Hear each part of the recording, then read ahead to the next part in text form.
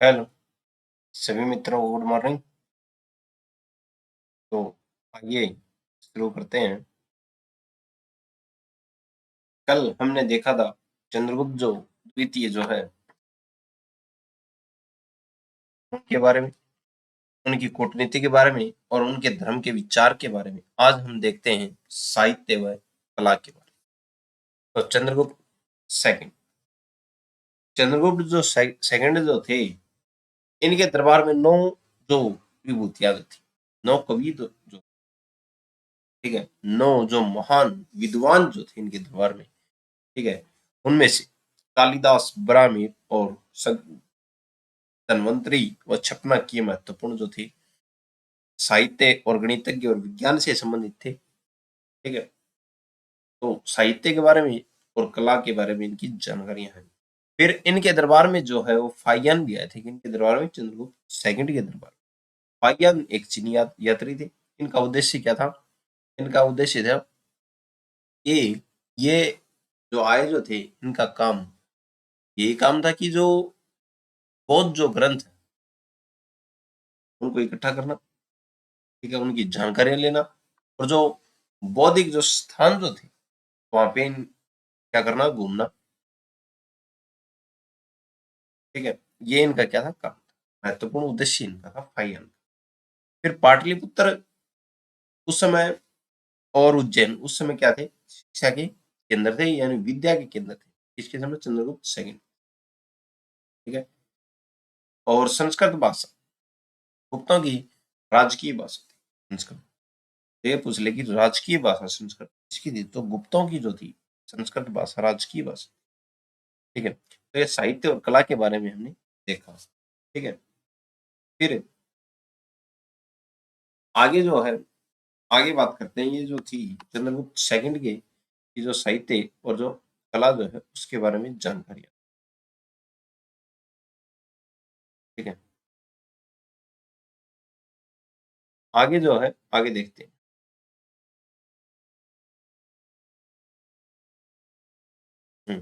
अब देखते हैं।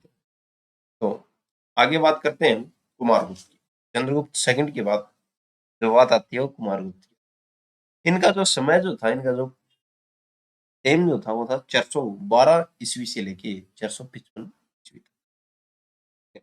इनका कुमारगुप्त, और ये चंद्रगुप्त सेकंड की क्या थे, उत्तराधिकारी थे। और कुमारगुप्त के बारे में हमको जानकारी, यानी कि इनके शासन के बारे में जो हमको जानकारियां मिलती हैं वो कहाँ से मिलती हैं? एक तो मदसौर अभिलेख से और एक बिलसद अभिलेख से। ठीक है, इनके बारे में हम क्या मिलती है जानकारी। ठीक है, ये जो दो अभिलेख हैं, इन अभिलेखों से हमको कुमारगुप्त की जानकारी मिलती है। और सर्वाधिक जो महत्वपूर्ण जो सर्वाधिक जो अभिलेख मिले हैं वो भी हमको किसके मिले हैं, वो भी कुमारगुप्त के मिले। तो सर्वाधिक अभिलेख हमको किस शासक के मिले गुप्त काल में, तो कुमारगुप्त के मिले।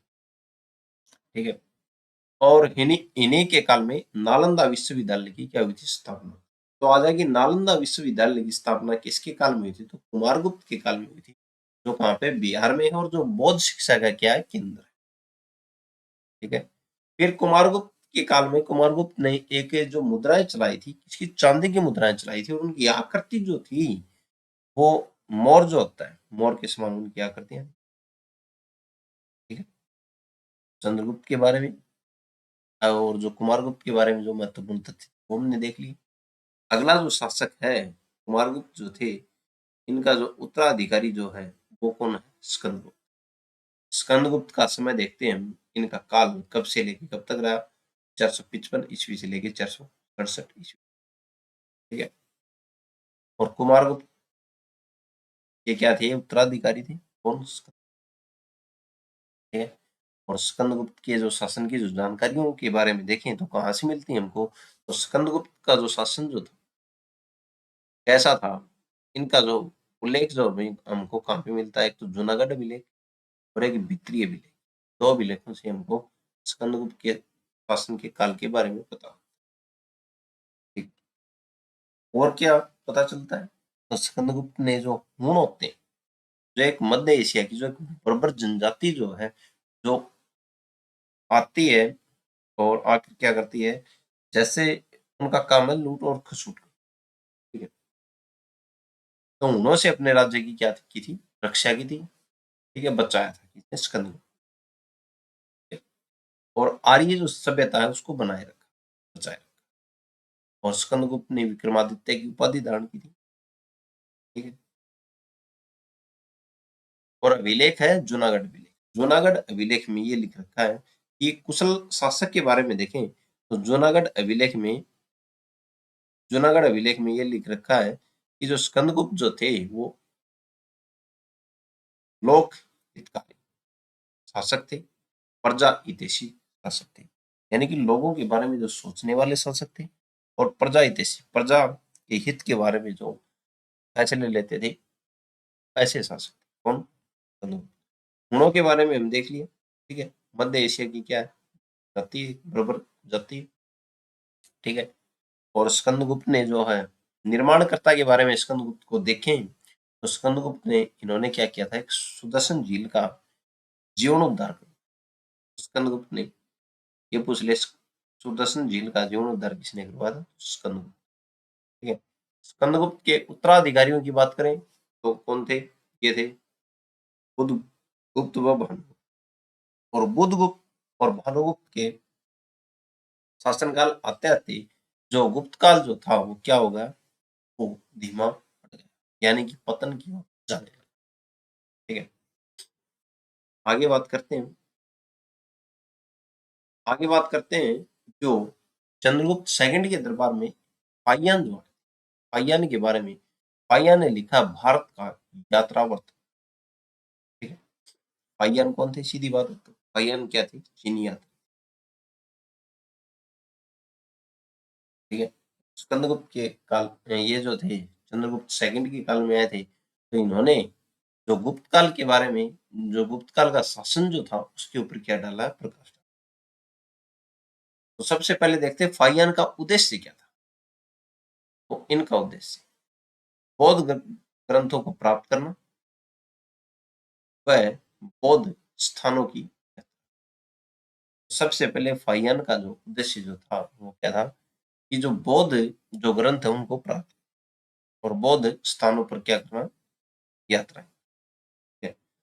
और फिर जो फाइयान जो थे भारत में इनका, तो फाइयान भारत में 399 ईस्वी से लेके 414 ईस्वी।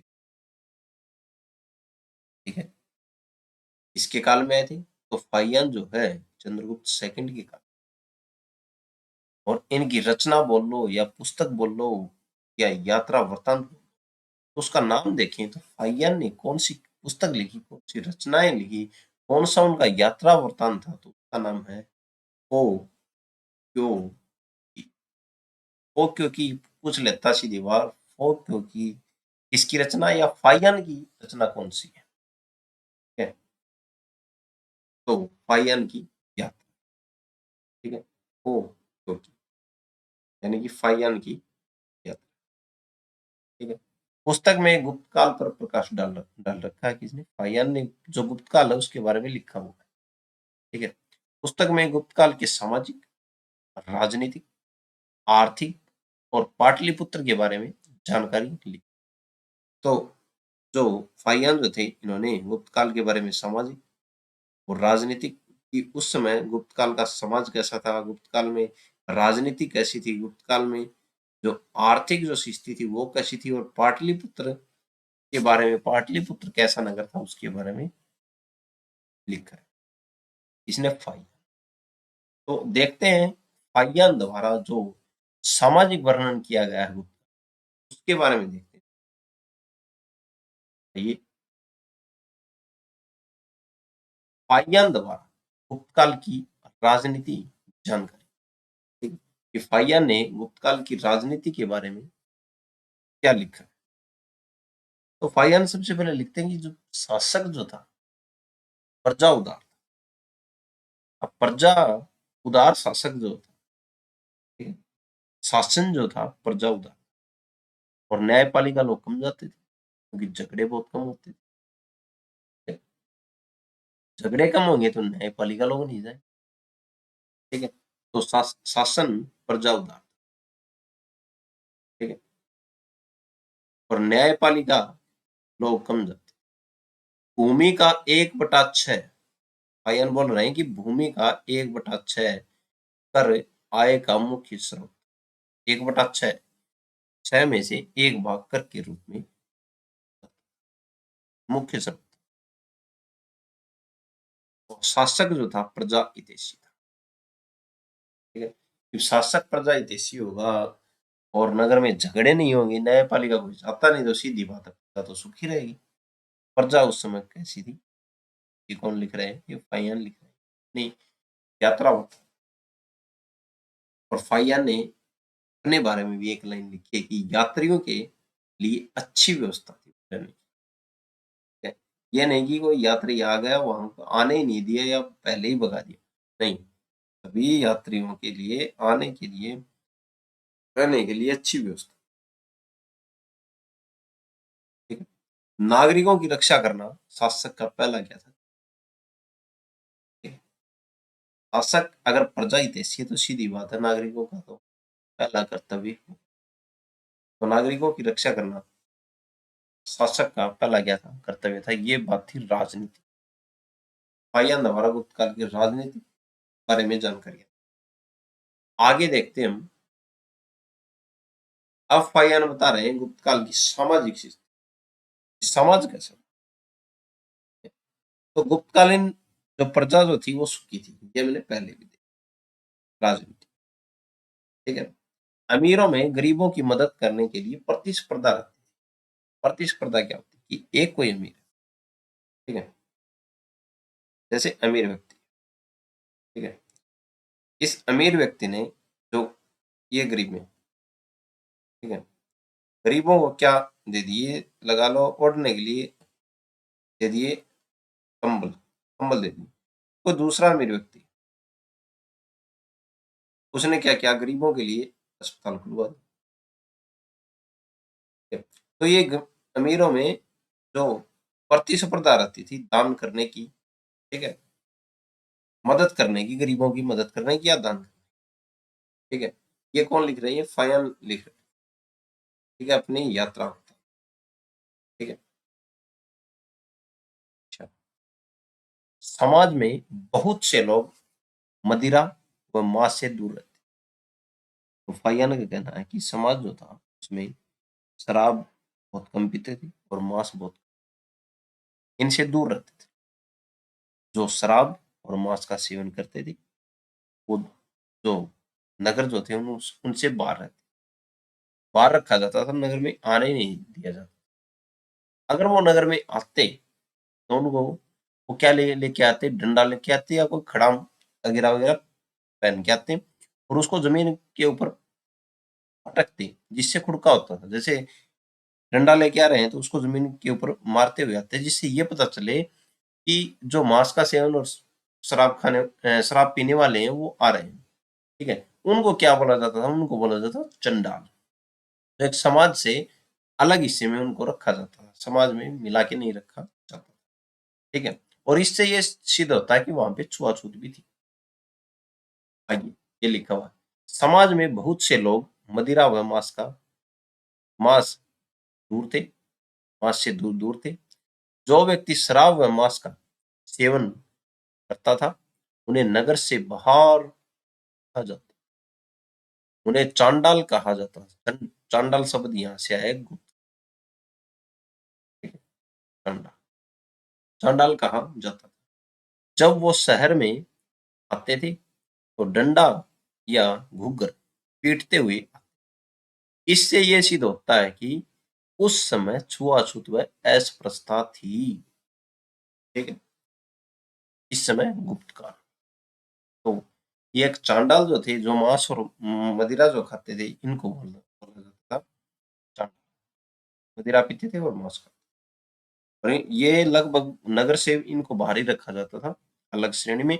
और जब भी ये नगर में आते, कोई चीज लेने आते, कोई सामान लेने आते, तो दूर से इनको सामान दिया जाता था और इनको कहीं पे भी छूने की इजाजत नहीं थी, कहीं पे इनको हाथ लगाने की इजाजत नहीं थी, ठीक है।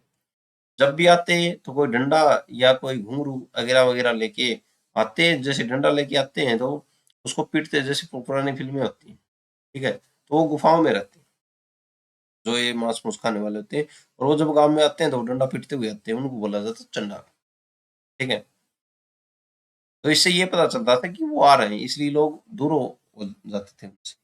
ठीक है, तो ये फाइयान ने बताया किसके बारे में, समाज की स्थिति के बारे में, ये समाज कैसा था कि उस समय छुआछूत और अस्पृश्यता थी। ठीक है, आइए आगे जो है फाइयान क्या होता है। अब फाइयान बता रहे हैं अर्थव्यवस्था। ठीक है, तो फाइयान का कहना है कि जो आंतरिक व्यापार, ठीक है, आंतरिक व्यापार के साथ साथ बाहरी व्यापार। आंतरिक व्यापार वो होता है कि एक राज्य से दूसरे, जैसे दिल्ली दिल्ली से हरियाणा में व्यापार होता है, और हरियाणा से राजस्थान में व्यापार होता है, राजस्थान से गुजरात में, इसको बोलते हैं आंतरिक। ठीक है, और बाहरी व्यापार ये होगा कि भारत से चीन, चीन से पाकिस्तान, पाकिस्तान से नेपाल, नेपाल से कहाँ पे, अमेरिका, अमेरिका से रूस, ये होगा बाहरी व्यापार। तो आंतरिक व्यापार के साथ साथ बाहरी व्यापार भी। ठीक है, फाइयान द्वारा गुप्त काल। ठीक है, फाइयान ने तीन जो बंदरगाह हैं इनका वर्णन किया है, और ये तीनों के तीनों एग्जाम में छप चुके हैं। प्रश्न ऐसे आया था, भड़ोच, सोपारा, तारमलिप्त, ये तीनों क्या है, ये तीनों के तीनों बंदरगाह।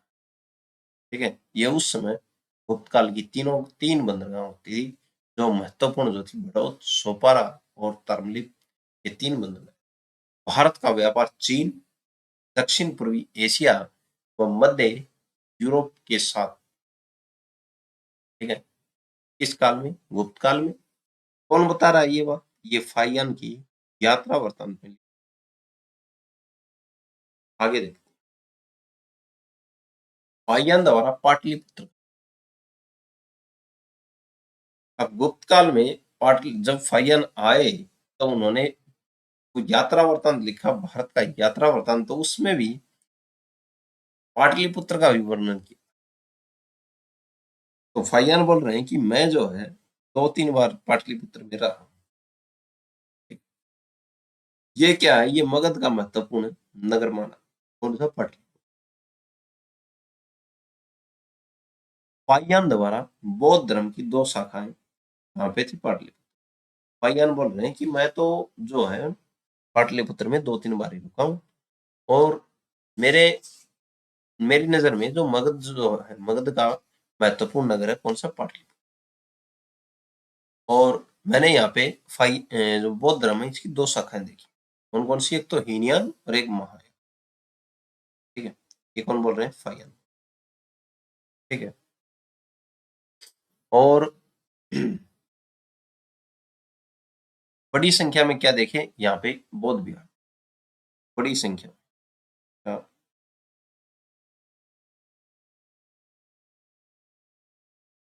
बड़ी संख्या में बौद्ध विहार बनाए गए यहाँ पे पाटलिपुत्र। बौद्ध विहार यानी कि बौद्ध में पूजा और रहने की, बौद्ध भिक्षुओं के रहने और पूजा करने का स्थान। ठीक है, पाटलिपुत्र शिक्षा का प्रमुख केंद्र था। बयान बोल रहे हैं कि उस समय पाटलिपुत्र क्या था, शिक्षा का प्रमुख केंद्र था गुप्त काल।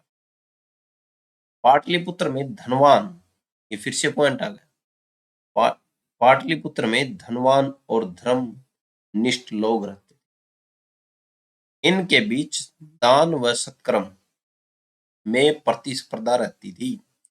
धनवान लोग गरीबों के लिए अस्पताल बनवाते, ठीक है, और मुफ्त में इलाज इलाज भी करवा।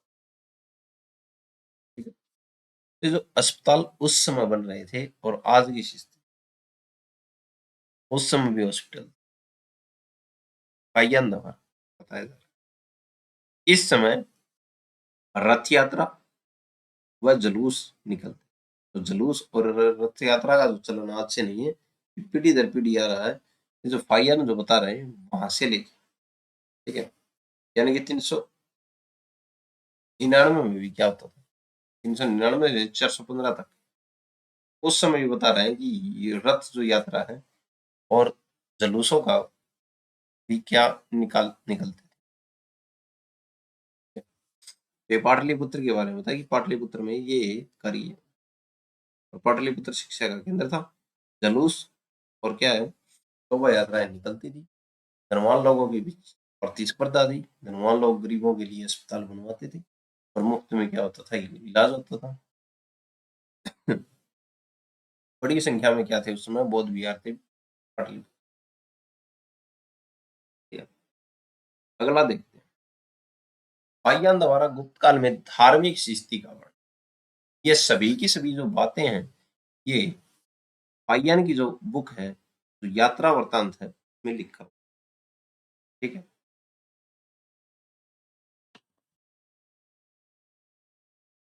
और उस जो पुस्तक है उसका नाम है फो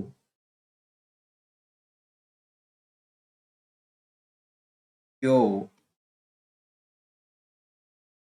की, पाषाण की। ये जो फो क्यो की पुस्तक जो है, इसमें ये सभी बातें लिखी। पाषाण द्वारा गुप्त काल में धार्मिक स्थिति के बारे में। अब पाषाण बता रहे हैं गुप्त काल का धार्मिक स्थिति कैसी।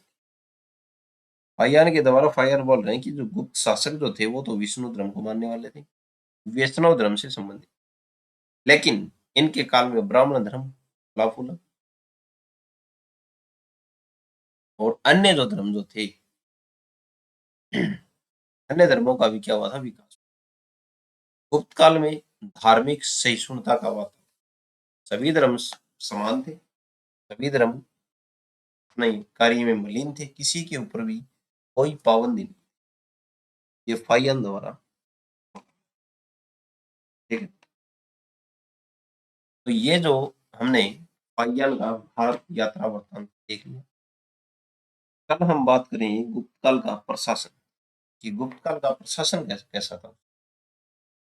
ठीक है, तो आज के लिए इतना ही। आशा है आपको समझ में आया होगा, तो अच्छा लगा होगा। धन्यवाद।